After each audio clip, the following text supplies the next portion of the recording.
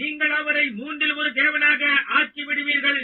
To misinterpret Jesus Christ, being the Word.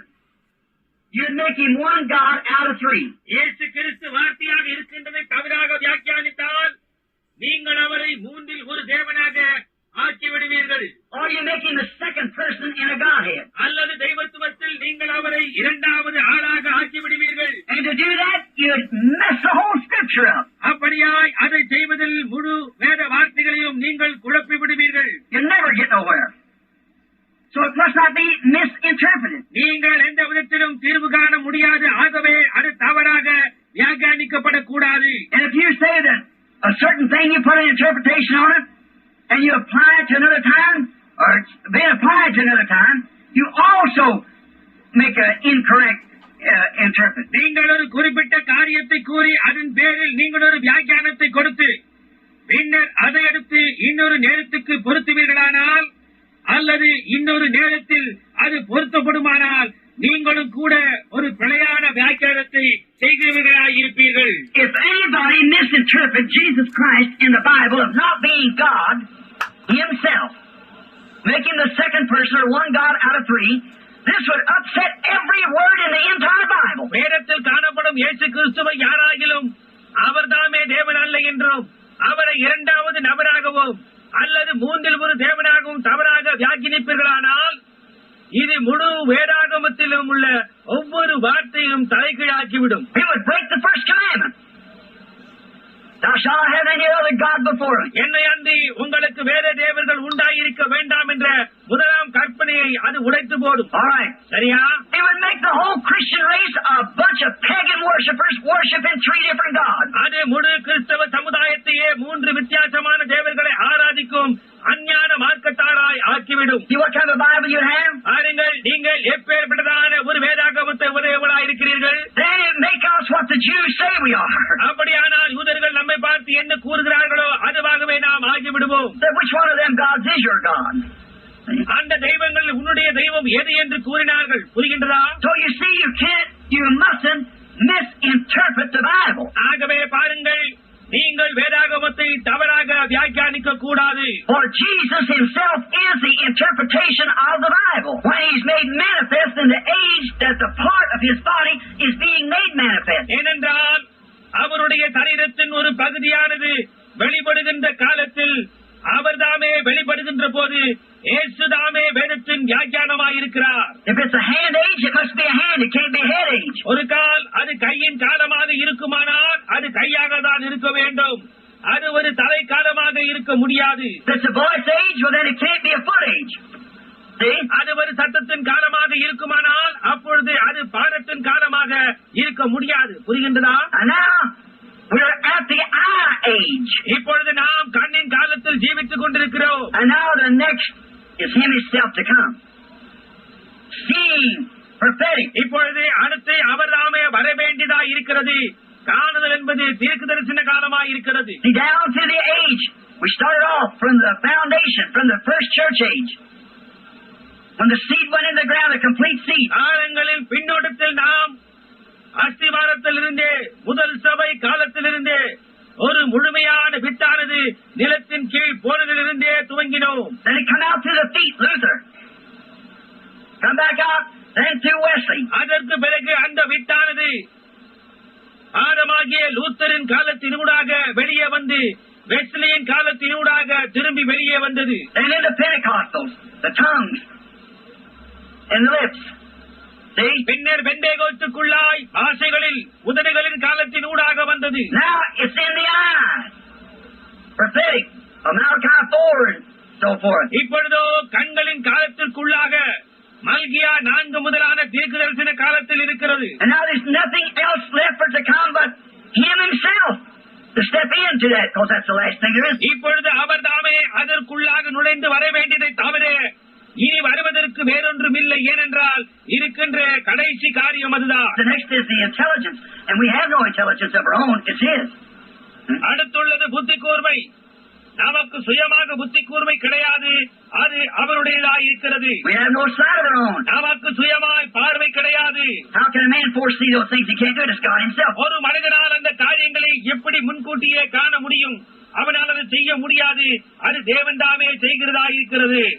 It's becoming to a place, and He's covering the body all the way through. Then the complete body of Christ is revealed in the form of a bride that was taken out of His side. அப்படியான இடத்தை அடைந்து விடுகிறது. துவக்கத்திலிருந்தே சரீரமானது அவராலே ஆளப்பட்டு அதற்கு பின்னர் சிலுவையில் அவருடைய விழாவிலிருந்து எடுக்கப்பட்ட மணவாட்டியின் ரூபத்தில் கிறிஸ்துவனுடைய முழு சரீரமானது வெளிப்படுத்தப்படுகின்றது. Like Adam did at the beginning. Like Adam's was, rather, at the beginning. ஆதியிலே ஆதாமுக்கு இருந்தது போலவே, ஆதாமுக்கு செய்யப்பட்டது போலவே செய்யப்பட்டது. Yes, God, this would set the whole Bible in a confusion. Break the first commandment and make a God, a pagan God of three.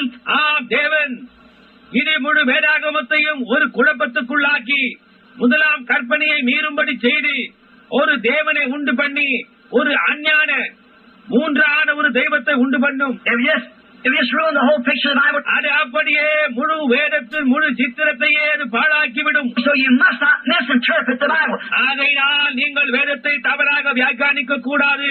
Now that's just one thing. அது ஒரு முக்கியமான ஒன்றாகும். When every scripture in the Bible has the same application, you've got to set it in its place. வேதத்திலுள்ள ஒவ்வொரு வார்த்தையும் அதே விதமான பொருந்துதலை உடையதா இருக்கின்றபடியினால் நீங்கள் அதை அதன் ஸ்தானத்தில் பொருத்த வேண்டும். And to misplace it, you might make Him God in one age, and the next age you make Him a history. To misplace it. நீங்கள் அதை தவறாக பொருத்தும் போது நீங்கள் அவரை ஒரு காலத்தில் தேவனாகவும் அடுத்த காலத்தில் அதை தவறாக பொருத்தும் போது அவரை ஒரு சரித்திரமாகவும் செய்து விடுவீர்கள். So you mustn't misplace the scripture. He's God all the time. ஆகையினால் நீங்கள் வார்த்தையை தவறாக பொருத்தவே கூடாது. அவர் எல்லா காலத்திலும் தேவனாகவே இருக்கிறார். If you made Him today a God of history, what was back out there, and He isn't the same today, what are you going to do with Hebrews 13:8? இன்றைக்கு நீங்கள் அவரை ஒரு சரித்திர தேவனாக ஆக்குவீர்களானால் முற்காலத்தில் அவர் என்னவாய் இருந்தார், அப்பொழுது அவர் இன்றைக்கு மாறாதவரா இல்லை. அப்படியானால் நீங்கள் எபிரேயர் 13:8 என்ன செய்வீர்கள்? He's the same yesterday, today, and forever. பாருங்கள், அவர் நேற்றும் இன்றும் என்றும் மாறாதவராய் இருக்கிறார். Now, to see what this would do and what it has done. ஆகவே இது என்ன செய்யும் என்றும் அது என்ன செய்ததும் என்று பாருங்கள். It's already done it. Make Him deny His own word. To misplace the scripture. அது ஏற்கனவே அதை செய்து விட்டது. வேத வார்த்தைகளை தவறாக பொருத்துவது அவரே அவருடைய சொந்த வார்த்தையை மறுதலிக்கும்படி செய்கிறது. To dislocate the scriptures, you might put His body together wrong. The foot where the head should be or something. வேத வாக்கியங்களை இடம்பெற செய்வதனால் நீங்கள் அவருடைய சரீரத்தை தவறாக கூட்டி சேர்ப்பீர்கள். அதாவது தலை இருக்க வேண்டிய இடத்தில் காலையும் இது போன்ற காரியங்களை செய்து விடுவீர்கள். Just same as other words, you might have Jesus teaching Moses' message. வேறு வார்த்தைகளில் கூறினால் மோசேயின் செய்தியை இயேசுவானவர் பிரசங்கிப்பது போல் செய்து விடுவீர்கள். You might have or even Wesley teaching Luther's day. அல்லது லூத்தரின் செய்தியை வெஸ்லி பிரசங்கிப்பது போல் செய்து விடுவீர்கள். You might have now our age teaching Pentecost. The Pentecostal message. அல்லது நம்முடைய காலத்தில் நாம் பெந்தேகோஸ்தே செய்தியை பிரசங்கிப்பது போல் செய்து விடுவீர்கள். You see what a mess it would be in? என்ன ஒரு குழப்பமாய் இருக்கும் என்று பாருங்கள். Pentecost has already showed its colors. பெந்தேகோஸ்தினர் ஏற்கனவே அவர்களுடைய உண்மையான நிறத்தை காட்டிவிட்டனர். Luther's already showed his. Went off into denomination. லூதரன்களும் அவர்களுடைய நிறத்தை காட்டி ஒரு ஸ்தாபனமாக ஆக்கிக் கொண்டனர். It died right there. The age struck. There it went. அது அங்கேயே மறைத்து விட்டது. இன்னொரு காலம் துவங்கியது. அதோ அது போய்விட்டது. Notice, just as soon as it was organized, it died. கவனியுங்கள், அது தன்னை ஒரு ஸ்தாபனமாக்கி கொண்ட உடனேயே அது மறைத்து விட்டது. And you see that isn't right. அது உண்மையா இல்லையா என்று பாருங்கள். Look back through the pages of history. சரித்திரத்தின் ஏடுகளை புரட்டி பாருங்கள். Every time it organized, it died right there.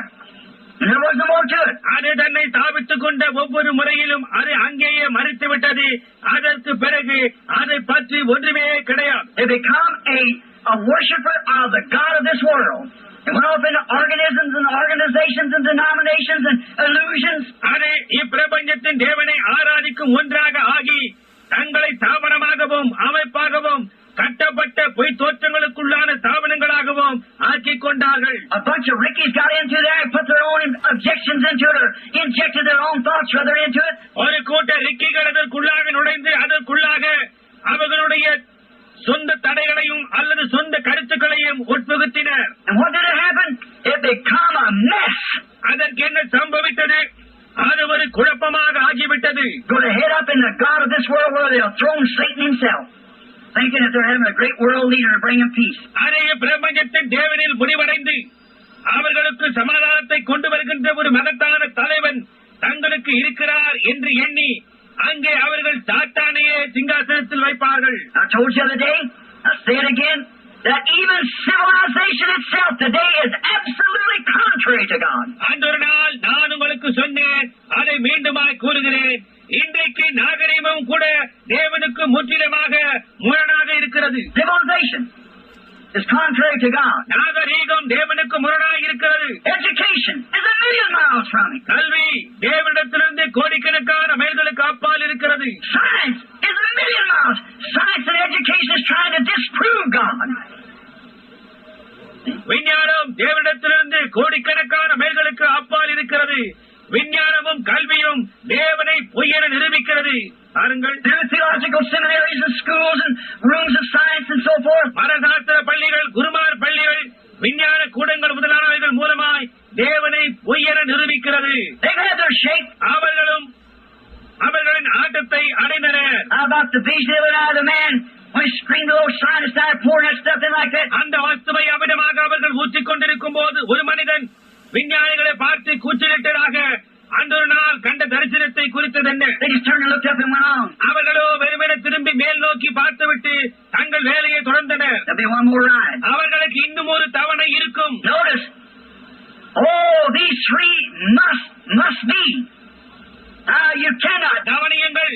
ஓ, இந்த மூன்று காரியங்களும் அவசியம் கவனிக்கத்தான் வேண்டும். Jesus didn't come preaching Noah's message. நோவாவின் செய்தியை பிரசங்கித்துக் கொண்டு இயேசுவானவர் வரவில்லை. He didn't come preaching Moses' message. And Moses didn't come preaching. மோசேயின் செய்தியை பிரசங்கித்துக் கொண்டு இயேசுவானவர் வரவில்லை. அல்லது மோசே நோவாவின் செய்தியை பிரசங்கித்துக் கொண்டு வரவில்லை. See, don't mislocate the scripture. It's got to be in the time. பாருங்கள், வேத வார்த்தைகளை இடம் பெயர செய்யாதீர்கள். அந்தந்த காலத்துக்கு உரியதாய் அவைகள் அமைந்திருக்க வேண்டும். You cannot apply. நீங்களாக அதை எடுத்து பொருத்தக்கூடாது. Like great man John Wesley come out, or the great man Luther, when Luther came out with his message of justification. அந்த மகத்தான மனிதனான ஜான் வெஸ்லி வந்தபோது, அல்லது அந்த மகத்தான மனிதனான லூத்தர் தன்னுடைய நீதிமான் ஆகுதல் என்ற செய்தியோடு வெளிவந்த போது, Now when Luther was a great man. He called the church out of darkness. And he set justification by faith. இப்பொழுது லூதர் ஒரு மகத்தான மனிதன். அவன் சபையை அந்தகாரத்தினின்று வெளியே அழைத்து விசுவாசத்தால் நீதிமான் ஆக்கப்படுதல் என்பதில் வைத்தான். And when he did it, they built an organization on top of it and it died. அப்படியாய் அவன் அதை செய்த போது அதற்கு மேலாக அவர்கள் ஒரு ஸ்தாபனத்தை கட்டி எழுப்பி அந்த ஸ்தாபனம் மரித்து போயிற்று. The life traveled like this, a stalk of wheat right out into the westerly age of the Tulsa. ஒரு கோதுமையின் ஜீவனானது அதன் தண்டின் வழியாய் பிரயாணம் செய்வது போன்று சபையின் ஜீவனானது வெஸ்லியின் காலத்தில் பட்டு குஞ்சத்துக்குள்ளாக வந்தது. Out of Luther come other leaves that died with it, which was Zwingli and Calvin and all the rest that come out in that great Reformation. லூத்தரிலிருந்து மற்ற இலைகள் தோன்றி அதனோடு அது மரித்து விட்டது. அந்த மகத்தான சீர்திருத்த காலத்தில் தான் ஜிங்லி, கால்வின், இன்னும் மற்றவர்களும் தோன்றினர். Then along came Wesley, another age that bloomed out into a tonsil. பின்னர் அவர்களை தொடர்ந்து வெஸ்லி தோன்றினார். பட்டு கொஞ்சத்துக்குள்ளாக இன்னொரு காலம் மலர்ந்தது. Wesley and Atterbury and all those, John and his brother, and all of them great men of God with the messages swept the country. Wesley, Atterbury, இன்னும் மற்றவர்களும், ஜானும் அவன் சகோதரனும் இன்னும் மற்றவர்களும் தேவனுடைய மகத்தான மனிதர்கள் ஒரு செய்தியுடன் தோன்றி அது நாடு முழுவதுமாய் பரவினது. They organized it, it died. அவர்கள் அதை ஸ்தாபனமாக்கினார்கள், அதோ மரித்து போயிற்று. They come out looking just exactly like she's going to put forth the grain now. And come to find out it was a shuck. Pentecost. பின்னர் கோதுமை மணியை கொண்டு வருவது போன்று காணப்பட்டது தோன்றினது. ஆனால் அதை ஆராய்ந்து பார்த்தபோது அது ஒரு பதராகிய பெந்தேகோஸ்தே என்று அறியப்பட்டது. But back in behind all of it come a little bud. ஆனால் இவைகள் எல்லாவற்றுக்கும் பின்னால் ஒரு மொட்டு தோன்றினது. And you notice, usually, I think in about 3 or 4 years after Luther was on the field, that the Lutheran Church was organized. நீங்கள் கவனித்து பார்ப்பீர்களேயானால் Luther பிரசாரத்தில் இறங்கி 3 அல்லது 4 வருடங்களுக்கு பின்னர் லூதரன்கள் தங்களை ஒரு ஸ்தாபனமாக்கிக் கொண்டனர் என்று நான் நினைக்கிறேன். Just a short time after Wesley was on the field, it was organized. Wesley தன் பிரசாரத்தை துவக்கிய குறுகிய காலத்துக்கு பின்னர் அவர்கள் தங்களை ஸ்தாபனமாக்கிக் கொண்டனர். Tucson, we've had a program of how the Wesley Church, Methodist Church come into existence. Wesley சபையோ அல்லது மெத்தடிஸ்ட் சபையோ அது எவ்விதமாக தோன்றியது என்பதை பற்றி விளக்க ஒரு நிகழ்ச்சி டூசானில் எங்களுக்கு இருந்தது. When they come to America here, many of them have come back and said they set up a charter and so forth from England to bring it over here and how it was all dramatized out. அதை இங்கு கொண்டு வருவதற்கென இங்கிலாந்தில் ஒரு சாசனத்தை அமல்படுத்த வேண்டியதா இருந்தது என்று அவர்கள் கூறினர். அதையெல்லாம் அவ்வளவு தத்துரூபமாக நிறுத்து காட்டினர். I seen her then. What happened? என்ன சம்பவித்தது என்பதை நான் நேரில் அந்த நிகழ்ச்சியில் கண்டேன். There she died. அங்கேயே அது மறித்து விட்டது. I've come to Pentecostal, them old shouters back long days ago, got the gift of speaking in tongues and started off with speaking in tongues. பின்பு பெந்தேகோஸ்தினர் தோன்றினர். பண்டைய காலத்தில் கூச்சலிட்டவர்கள் போலவே அந்நிய பாஷைகளில் பேசும் மதத்தை பெற்று அந்நிய பாஷைகளில் பேச துவங்கினர். Then they named it the evidence of the Holy Ghost. அதற்கு பின்னர் அவர்கள் அந்நிய பாஷையில் பேசுவதை பரிசுத்த ஆவியை பெற்றதன் அடையாளம் என்று அழைத்துக் கொண்டனர். Then they organized. பின்னர் அவர்கள் அதை ஸ்தாபனமாக்கிக் கொண்டனர். One said he's going to do this, another that. They had issues and issues. ஒருவன் நான் அதை செய்ய போகிறேன் என்றான், இன்னொருவன் நான் அதை செய்ய போகிறேன் என்றான். அவர்களுடைய பிரச்சனையின் மேல் பிரச்சனைகள் இருந்தன. What do? அது என்ன காரியத்தை செய்தது? Each one of them leaves just unfolded, just like it did in the stalk and like it did on the tonsil. தண்டே பட்டு குஞ்சம் முதலானவை போன்று இலைகள் ஒவ்வொன்றும் வெளிவந்தன. They had the oneness, two-ness, three-ness in the Church of God and all these others just unfolded, unfolded, unfolded. அவர்களுடைய ஒருத்துவம், திருத்துவம், இருத்துவம், தேவ சபை இன்னும் மற்றெல்லா சபைகளும் ஒவ்வொன்றாக வெளிவந்தது. But now, according to nature, which is a perfect example, you'll never be anything to educate it out of it. ஆனால் இயற்கையின்படியாக அது ஒரு பரிபூர்ண உதாரணமாய் இருக்கிறது. அதிலிருந்து அதை வெளிக்கொண்டு வரத்தக்கதாய் போதிக்க ஒரு காரியமாய் நீ ஒருபோதும் இருக்க முடியாது. A family, friends of mine down in Kentucky just had a little baby born the other day. கென்டக்கியில் உள்ள என்னுடைய நண்பர்களான ஒரு குடும்பத்தாருக்கு சமீபத்தில் அந்த ஒரு நாள் ஒரு பிள்ளை பிறந்தது. And the mother was up when she's cooking our dinner. She's helping the other sister cook dinner for a bunch of us men that been out hunting. அவர்கள் எங்களுக்கு இரவாகாரத்தை ஆயத்தம் பண்ணுகையில் அந்த பிள்ளையின் தாயானவள் வேலை இருந்தால் வேட்டையாடி வந்த புருஷர்களாகி எங்களுக்கு ஆகாரத்தை ஆயத்தம் செய்ய அவளுடைய சகோதரிக்கு உதவி செய்து கொண்டிருந்தாள். And so the baby got to crying. I was talking. நாங்கள் பேசிக் கொண்டிருக்கையில் பிள்ளையானது அழ ஆரம்பித்து விட்டது. I think the mother felt a little embarrassed. So she runs and gets the baby and starts to feed the little fella. நான் நினைக்கிறேன் அந்த தாயானவர் சற்று சங்கடமாய் உணர்ந்து ஓடி போய் அந்த பிள்ளையை தூக்கி அதற்கு பால் கொடுக்க துவங்கினார். I said, you know, that's just nature. நான் அவர்களிடம் அது இயற்கை என்று உங்களுக்கு தெரியும் என்றேன். புரிகின்றதா? Now you can't have never found any better way for a baby to get what it wants than to cry for it. தன்னுடைய தேவைக்காக பிள்ளையானது அழுவதை காட்டிலும் வேறு எந்த மேலான வழியையும் அவர்கள் இன்னும் கண்டுபிடிக்கவில்லை. Now you might give it a book of ethics and sit down here and say, I want to teach you theology, son. நீங்கள் ஒடுக்கபடி புத்தகத்தை அதனிடம் கொடுத்து உட்கார்ந்து மகனே உனக்கு வேதத்துவம் போதிக்க போகின்றேன். Don't you go to school and you're like other kids. You're different. மற்ற பிள்ளைகளை போல நீ இப்படி சத்தமிட்டு அழ வேண்டாம். Now when you want to be fed, you ring this little bell over here. உனக்கு சாப்பிட வேண்டும் போல் இருந்தால் மணியை அடி, அது இங்கே இருக்கிறது என்று கூறலாம். Just don't work. No, it just don't work. அது வேலை செய்யாது. இல்லை, அது ஒன்று பிரயோஜனப்படாது. So when you watch nature, now we see wherever age and directly designed it out that we're in the last age. ஆகவே நீங்கள் இயற்கை கவனித்து பார்க்கும்போது நாம் ஒவ்வொரு காலத்தையும் அது நேரடியாக பொருத்தி காட்டப்பட்டிருக்கிறதையும் நாம் கடைசி காலத்தில் இருக்கிறோம் என்பதையும் நாம் காணலாம். The shuck has pulled away. பதறானது தன்னை வெளியே இழுத்துக் கொண்டது. And we've had 15 years, nearly 20 now, years of the message sweeping across from nation to nation. And this morning hooked up across this nation. See? And no organization. ஏறக்குறைய 15 அல்லது ஏன் 20 ஆண்டு காலமாக செய்தியானது தேசத்தின் ஊடாக பரவி தேசத்திலிருந்து மறு தேசத்துக்கு பரவி இன்று காலையில் தேசத்தின் ஊடாக தொலைபேசியின் மூலமாக இணைக்கப்பட்டிருந்தோம். இன்னும் ஒரு ஸ்தாபனமாக ஆகாமல் இருக்கிறது. It can't organize. அது ஸ்தாபனமாக ஆக முடியாது. There's nothing ever been like it or will be hereafter. See? இதை போன்றதொன்று இதற்கு முன்னர் இருந்ததும் இல்லை அல்லது இனி இருக்க போவதும் இல்லை. பார்த்தீர்களா? The thing that's the matter with the message today is those who obtain it in their hearts must lay in the presence of the Son to get ripened. இன்றைக்கு இந்த செய்தியின் காரியம் எப்படியா இருக்கிறது என்றால், அதை தங்கள் இருதயத்தில் பெற்றுக் கொண்டவர்கள் அது முதிர்ச்சி அடையும்படியாக குமாரனின் பிரசனத்துக்கு முன்பாக வைக்கப்பட வேண்டியவளாய் இருக்கிறார்கள். புரிகின்றதா? You can pick up the message and then let the Son take all the greenness out of you. Make you mature Christian. உங்களால் செய்தியை ஏற்றுக்கொள்ள முடியும்.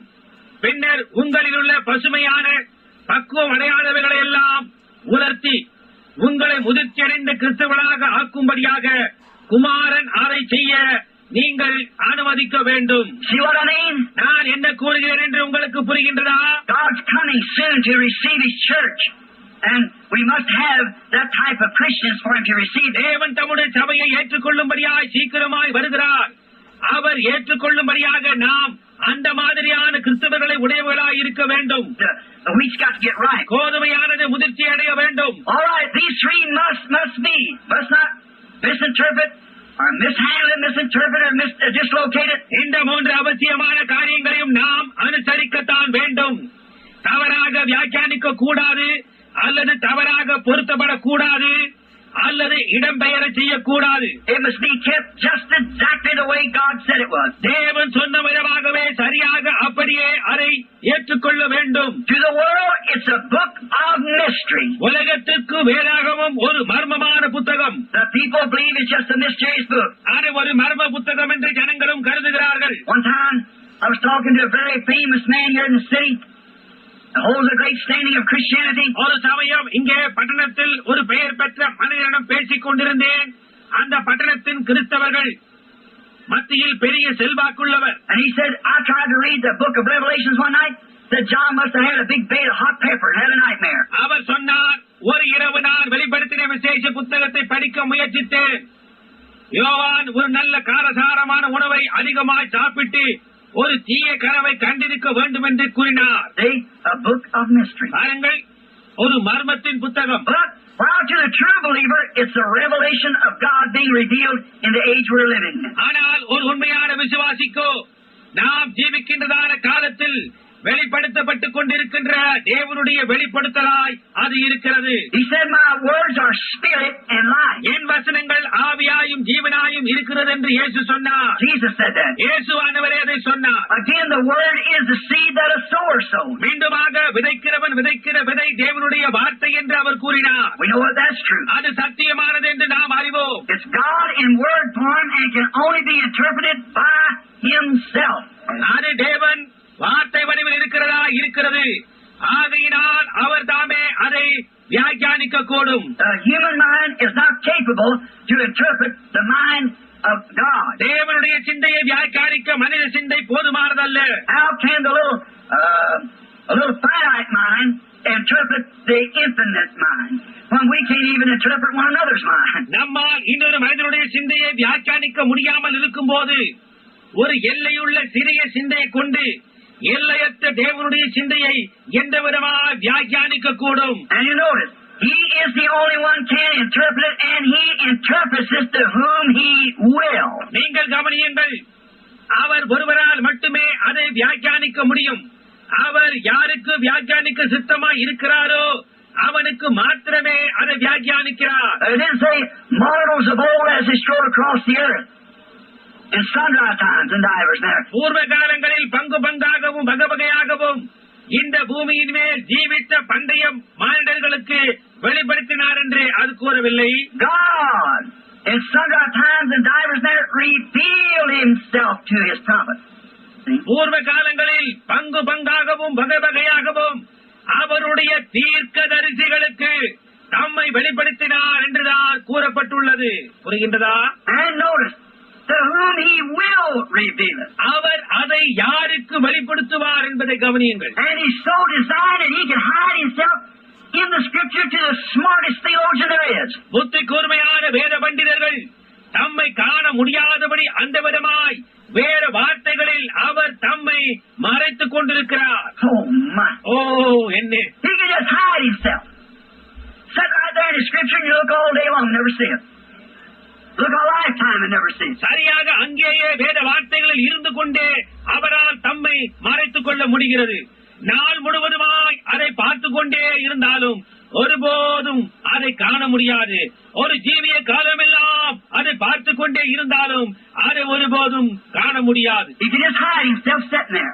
அங்கே இருந்து கொண்டே அவரால் தம்மை மறைத்துக் கொள்ள முடியும். Now please, everywhere let that soak in. இப்பொழுது தயவு செய்து எங்கும் உள்ளவர்களே அது உங்களுக்குள் ஊரட்டும். That God in the Word can hide himself so in the Word that there is a theologian or a school in the world can ever find him.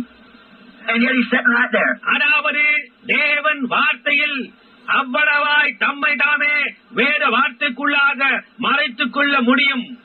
உலகத்தில் உள்ள எந்த ஒரு வேத பண்டிதனாலும் அல்லது வேத பள்ளியினாலும் அவரை கண்டுபிடிக்கவே முடியாது. இருப்பினும் அவர் அங்கேதான் இருக்கிறார். You say, is that right, Brother Branham? சகோதரன் பிரணாம், அது உண்மைதானா என்று கேட்கலாம். How about the Pharisees and Sadducees? பரிசேயர் சதுசேயர்களை குறித்து என்ன? How about in every age he's done it? Sure. ஒவ்வொரு காலத்திலும் எப்படியா இருந்தது, அவர் அதையே செய்தார். நிச்சயமாக Done so in every age. அவர் அவ்விதமாகவே ஒவ்வொரு காலத்திலும் செய்கிறார். Now we can check that. இப்பொழுது நாம் அதை சோதித்து பார்க்கலாம். Let's think about the days of Noah. Smart intellectual age, how he hid himself in his promised word. நோவாவின் நாட்களை நாம் சற்று சிந்தித்து பார்ப்போம். சாமர்த்தியமும் கல்வி அறிவும் படைத்த காலம், அவருடைய வாக்களிக்கப்பட்ட வார்த்தையில் அவர் எப்படியாய் தம்மை வருத்துக் கொண்டார். In the days of Moses, how he hid himself. மோசேயின் நாட்களில் அவர் தம்மை எப்படியாய் வருத்துக் கொண்டார். In the days of Elijah, how he hid himself. எலியாவின் நாட்களில் அவர் எப்படியாய் தம்மை வருத்துக் கொண்டார். In the days of Jesus, how he hid himself. இயேசுவின் நாட்களில் எப்படியாய் அவர் தம்மை வருத்துக் கொண்டார். He was in the world, and the world was made by him, and the world knew him not. He came to his own received him not. See? அவர் உலகத்தில் இருந்தார், உலகம் அவர் மூலமாய் உண்டாயிற்று, உலகமோ அவரை அறியவில்லை. அவர் தமக்கு சொந்தமானதிலே வந்தார், அவருக்கு சொந்தமானவர்களோ அவரை ஏற்றுக்கொள்ளவில்லை. புரிகின்றதா? He hides himself from the smartest intellectual man there is on the earth. இந்த பூமியின் மேல் இருக்கின்ற சாமர்த்தியமும் புத்தி கூர்மையும் உள்ள மனிதர்களிடத்திலிருந்து அவர் தம்மை மறைத்துக் கொள்கிறார். You say, well, this is Dr. Holy Father so-and-so, I don't care who he is. God hides himself from him. நீங்கள் கூறலாம், இவர் டாக்டர் பரிசுத்த பிதா இன்னார் இன்னார் என்று. அவர் யாராய் இருக்கிறார் என்பதை பற்றி எனக்கு அக்கறை இல்லை. அவனிடமிருந்து தேவன் தம்மை மறைத்துக் கொண்டு And will reveal it to babies such as will learn. And babies of God, predestinated seed. கற்றுக்கொள்ள விரும்பும் பாலகருக்கு பாருங்கள், தேவனுடைய குழந்தைகளுக்கு முன்குறிக்கப்பட்ட வித்துக்களுக்கு அதை வெளிப்படுத்துகிறார். Think the mighty God, sitting in his own word, blinding the smart, educated people of this present age. And they don't see it. சிந்தித்து பாருங்கள், வல்லமையுள்ள தேவன் அவருடைய சொந்த வார்த்தைகளில் அமர்ந்து கொண்டு இந்த காலத்தின் கல்வி அறிவு படைத்தவர்களையும் புத்திசாலிகளையும் குருடாக்கி கொண்டிருக்கிறார். அவர்களோ அதை காண்கிறதில்லை. It's a bunch of fanaticism. அது ஏதோ ஒரு மூட நம்பிக்கை கொண்ட கூட்டம் என்று கருதுகிறார்கள். Look at him sitting there hiding the Pentecostals. Baptists, Methodist, Presbyterian. பெந்தேகோஸ்துகளுக்கும் பாப்டிஸ்டுகளுக்கும் மெத்தடிஸ்டுகளுக்கும் பிரெஸ்பிட்டேரியன்களுக்கும் தம்மை மறைத்துக் கொண்டு அங்கே நிற்கின்ற அவரை நோக்கி பாருங்கள். Reveal himself right out publicly, showing all kinds of things, he putting it in the papers and things like that. Yet they don't see it. ஆனால் அதே சமயத்தில் தம்மை பகிரங்கமாக வெளிப்படுத்திக் கொண்டும் எல்லா விதமான காரியங்களை காண்பித்துக் கொண்டும் தினசரி பத்திரிகைகள் அதை வெளியிட்டுக் கொண்டும் அது போன்ற காரியங்களையும் செய்து வந்தார். இருந்த போதிலும் அவர்களால் அதை காண முடியவில்லை. Oh, our God. How great. Revealing himself to whomever he will. ஓ, நம்முடைய தேவன் எவ்வளவு மகத்துவமானவர். அவருக்கு சித்தமானவருக்கு தம்மை வெளிப்படுத்திக் கொண்டிருக்கிறார். Oh, you say Brother Jones or Brother so-and-so, he's a great man, he'll see it. நீங்கள் சொல்லலாம், ஓ சகோதரன் ஜோன்ஸ் அல்லது சகோதரன் இன்னார் இன்னார், அவர் ஒரு மகத்தான மனிதன், அவரால் அதை காண முடியும் என்று. Oh, no.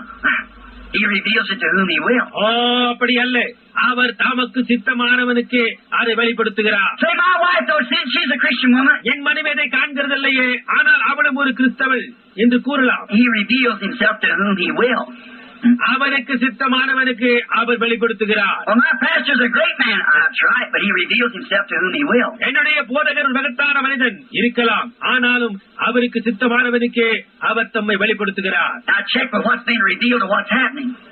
Then you can quite Understand? இப்பொழுது சம்பவித்துக் கொண்டிருக்கிறவைகளோடு வெளிப்படுத்தப்பட்ட காரியங்களை வைத்து ஒப்பிட்டு பாருங்கள். அப்பொழுது உங்களால் நன்றாய் புரிந்து கொள்ள முடியும். Now we notice that it makes it a book of God and not a book of man. அப்படியானால் அது அதை ஒரு மனிதனின் புத்தகமாக அல்ல, ஒரு தேவனுடைய புத்தகமாக ஆக்குகிறது என்பதை நாம் கவனிக்கிறோம். If it was a man, now let us look how it would express itself. அது ஒரு மனிதனின் புத்தகமாக இருக்குமானால் இப்பொழுது அது எப்படி தன்னை வெளிப்படுத்தி காட்டுகிறது என்பதை நாம் பார்ப்போம். Look how it exposes sin of the man who wrote it. Notice the man who lived in his day. அது எப்படியாய் அதை எழுதினவர்களுடைய பாவத்தை எடுத்து காட்டுகிறது என்பதை பாருங்கள். அதன் நாட்களில் ஜீவித்த மனிதர்களை கவனியுங்கள். Abraham, for instance, he's called the father of the faithful. உதாரணமாக ஆபிரகாமை எடுத்துக் கொள்ளுங்கள். விசுவாசிகளுக்கு தகப்பன் என அழைக்கப்படுபவன். Notice how that, do you think Abraham would have wrote this book on himself? Of his own childhoodness? Abraham இந்த புத்தகத்தை எழுதியிருப்பான், அதிலும் தன்னுடைய கோழை நடத்தையும் எழுதியிருப்பான் என்று நீங்கள் நினைக்கிறீர்களா? How you think he would have wrote that he lied to the king that morning and said that was his sister when it was his wife? அந்த ராஜாவிடத்தில் சாரா தன்னுடைய மனைவியா இருக்க தன்னுடைய சகோதரி என்று பொய் சொன்னான் என்று ஆபிரகாம் எப்படி எழுதியிருப்பான் என்று நீங்கள் நினைக்கிறீர்கள்? Right of his cowardly deeds that he done? அவன் செய்த கோழைத்தனமான செயல்களை எல்லாம் அதில் எழுதியிருப்பானா என்ன? Sure have never done that. நிச்சயமாக அவன் இதை செய்திருக்கவே மாட்டான். How about Jacob in his deceit? யாக்கோபு அவனுடைய தந்திரத்தை குறித்து என்ன? Oh, the deceiver that Jacob was. யாக்கோபு ஒரு குட்டி எத்தன். What a man, a Hebrew, writing of his Hebrew brother, that in him that all of Israel was called.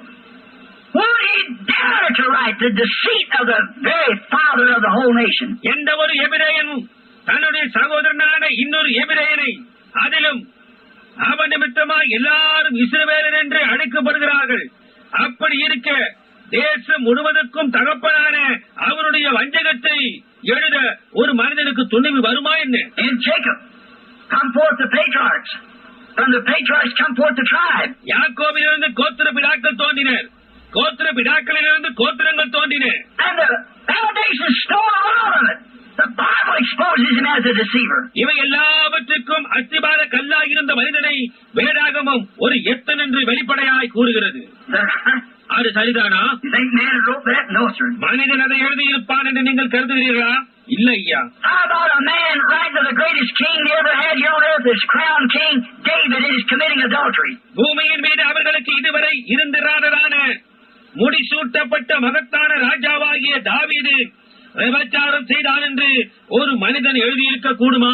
Would those Jews ever wrote of the most noble king being an adulteress?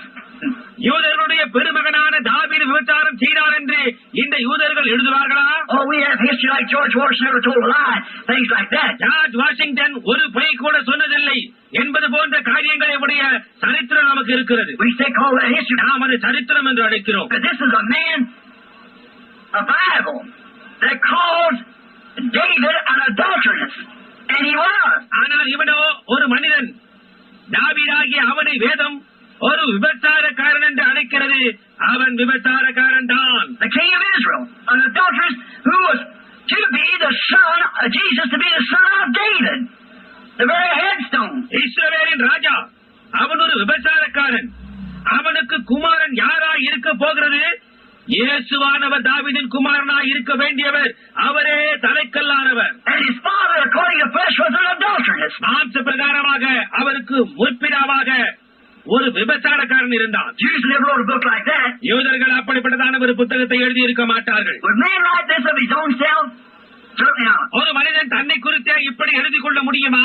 நிச்சயமாகவே முடியாது. How would that proud nation of Israel, you know how proud they were? அந்த பெருமை கொண்ட இஸ்ரவேல் தேசம் எப்படி அதை எழுதியிருக்க முடியும்?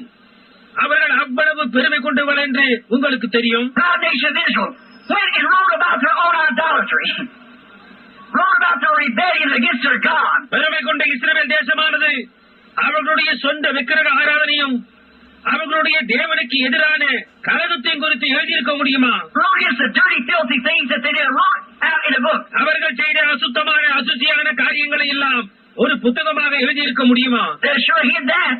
நிச்சயமாக அவர்கள் அதை மறைத்துத்தான் இருப்பார்கள். They just showed the good things. அவர்கள் நல்ல காரியங்களை மட்டும் காட்டியிருப்பார்கள். But this Bible tells what's right and what's wrong. ஆனால் இந்த வேதாகமமானது சரியானவைகள் எவை, தவறானவைகள் எவை என்பதை கூறுகிறது. Anyone knows that the Jews would have never wrote a book like that about their own uncleanness and idolatry and failure and everything they had. அப்படியேதான் இருக்கிறது. யூதர்கள் தங்களுடைய அசுத்தமான காரியங்களையும் விக்கிரக ஆராதனையும் தோல்விகளையும் அவர்களுக்கு இருந்த எல்லா காரியங்களையும் அவர்கள் எழுதியிருக்கவே மாட்டார்கள் என்பது யாவருக்கும் தெரியும். They never wrote that. Oh no. அவர்கள் அதை எப்போதும் எழுதியிருக்க மாட்டார்கள். இல்லவே இல்லை. Then who wrote it? அப்படியானால் யார் அதை எழுதியிருக்க கூடும்? The Bible said in Hebrews 1:1, God in sundry times, in divers manners, spake to the fathers, to the prophets. எபிரேயர் 1:1 வேதாகமம் பூர்வ காலங்களில் பங்கு பங்காகவும் வகை வகையாகவும் தீர்க்கதரிசிகள் மூலமாய் பிதாக்களுக்கு திருவிழம் பற்றின தேவன் என்று கூறுகின்றது. And it wasn't the prophets. It wasn't mortal. அப்படியானால் அதை எழுதினது தீர்க்கதரிசிகள் அல்ல, அழிவுள்ளவர்களும் அல்ல. God. தேவனே அதை எழுதினார். Not prophets in sundry time, but God in sundry time. Divers manners spoke to the fathers, to the prophets. பூர்வ காலங்களில் தீர்க்கதரிசிகள் என்று அல்ல, பூர்வ காலங்களில் பங்கு பங்காகவும் வகை வகையாகவும் தீர்க்கதரிசிகள் மூலமாய் பிதாக்களுக்கு திருவிழம் பற்றின தேவன் என்று கூறுகிறது. I got a scripture wrote down here. I don't know what it is. I can't refer to it. நான் இங்கே ஒரு வேற வார்த்தை எழுதி வைத்திருக்கிறேன். அது என்ன என்று எனக்கு தெரியாது. அதை குறிப்பு காட்டவும் முடியாது. Usually when these things I'm referring to, I'm looking at a scripture I'm going to